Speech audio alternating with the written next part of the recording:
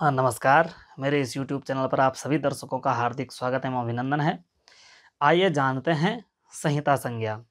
यह संहिता संज्ञा प्रतियोगी परीक्षाओं में, नेट में एवं अन्य परीक्षाओं में खूब पूछी जाती है और हमारे संज्ञा प्रकरण का चर्चा का विषय भी यही संहिता संज्ञा है। तो संहिता संज्ञा के लिए पाणिनि जी का सूत्र है परः सन्निकर्षः संहिता। इसका अर्थ वृत्तिकार करते हैं वर्णानाम अतिशयतः सन्निधि संहिता संज्ञा स्यात्।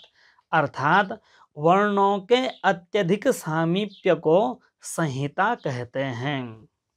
अर्थात वर्णों का जो अत्यधिक सामीप्य है, चिपकना, एक दूसरे के पास रहना, उस सामीप्य का नाम संहिता है।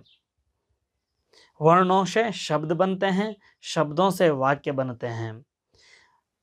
शब्दों में स्थित वर्णों का जो एक क्रम है और उन एक के बाद जो एक बोला जाता है, वह जो उन दोनों का सामीप्य है, उसी का नाम संहिता है।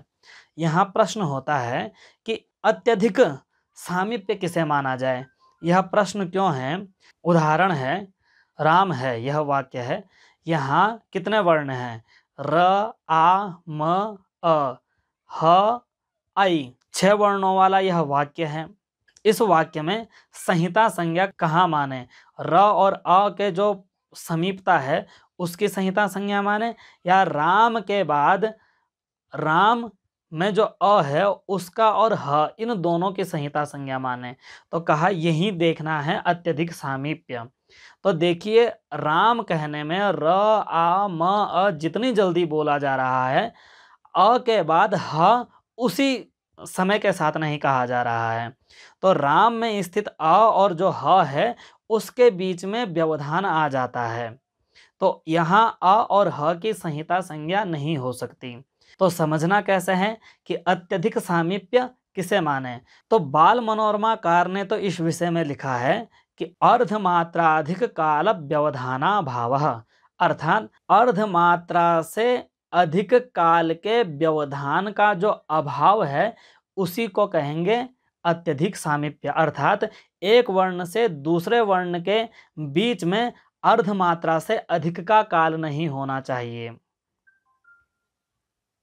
अर्थात एक वर्ण के बाद दूसरे वर्ण का उच्चारण इतनी जल्दी होना चाहिए कि उनके बीच में कोई व्यंजन भी ना बोला जा सके। तो ऐसे जो दो वर्ण होते हैं वो वर्ण परस्पर संहिता कहलाते हैं। उन वर्णों के बीच में परस्पर संहिता होती है। मेरा मानना है, एक समझने का तरीका, उदाहरण दिया था राम है, यहाँ कि 6 वर्णों से यह वाक्य बना है, र, आ, म, अ और ह, ऐ।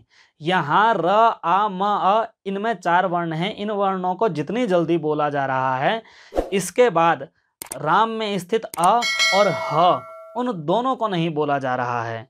उन दोनों के बीच में थोड़ा सा समय लग जा रहा है। तो वो जो समय है वो न्यूनतम सामीप्य नहीं हुआ, वह न्यूनतम से ज़्यादा हो गया। अर्थात एक व्यक्ति एक शब्द में स्थित वर्णों को जिस क्रम से, जिस काल में, जिस जल्दी से कहता है, उसी को अत्यधिक सामीप्य कहना है। अर्थात राम, यह राम कहने में, राम में स्थित र, आ, म, अ इनको कहने में जितना समय लगा है वही अत्यधिक सामीप्य है। और राम के बाद है कहने में थोड़ा सा विराम आ गया है, तो वहाँ राम में स्थित अ और ह इन दोनों में संहिता नहीं होगी। तो इस तरह से हमने जाना कि वर्णों के अत्यधिक सामीप्य को संहिता कहते हैं और वर्णों का अत्यधिक सामीप्य शब्दों में स्थित वर्णों का जो उच्चारण काल है उसी उच्चारण को मानना है। उस उच्चारण से अतिरिक्त यदि काल लग गया तो उसे अत्यधिक सामीप्य नहीं कहेंगे। यह हुई संहिता संज्ञा की बात। इस संबंधी कोई भी जिज्ञासा हो तो आप कमेंट बॉक्स में पूछ सकते हैं। तब तक के लिए हमें इजाज़त दीजिए। नमस्कार।